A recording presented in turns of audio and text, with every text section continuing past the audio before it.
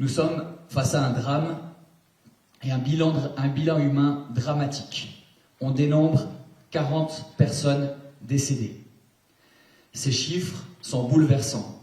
Et au nom du gouvernement valaisan, je tiens à exprimer toute ma sympathie et nos plus sincères condoléances pour cette épreuve. Nous voulons enfin rappeler que de nombreuses personnes blessées luttent encore aujourd'hui pour vivre.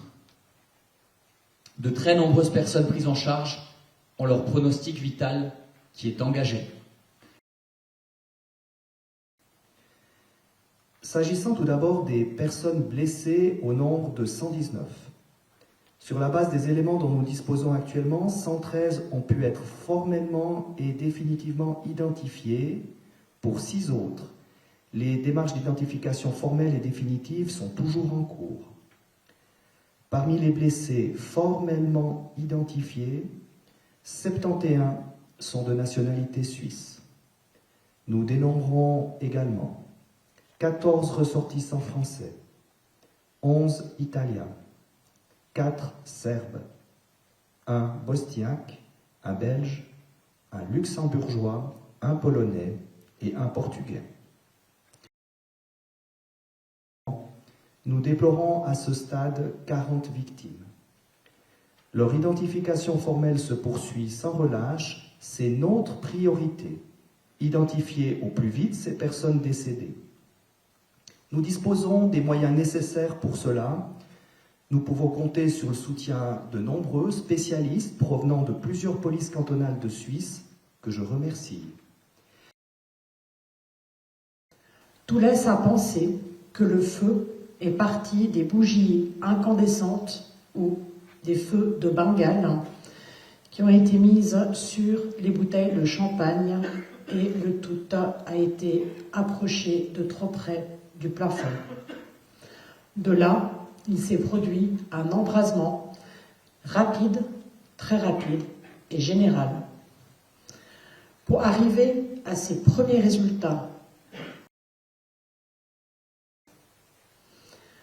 dans les auditions qui ont été menées, il y a notamment les 2 gérants français et des personnes rescapées. Ces auditions ont permis d'établir, d'une part, des listes de personnes qui étaient présentes à cette soirée. Ces listes permettent d'aider à l'identification.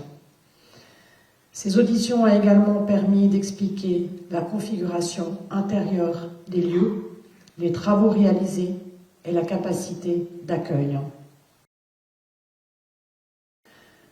La suite de l'enquête portera notamment sur les travaux effectués au sein du bar, les matériaux qui sont utilisés, les autorisations d'exploiter, les mesures de sécurité, j'entends par là les extincteurs, les voies de fuite, le respect des normes incendies et les moyens de lutte contre le feu, le nombre de personnes qui étaient présentes ce soir-là, le nombre de personnes que le bar est autorisé à accueillir, le matériel garnissant les lieux, les voies d'évacuation ainsi que l'accès.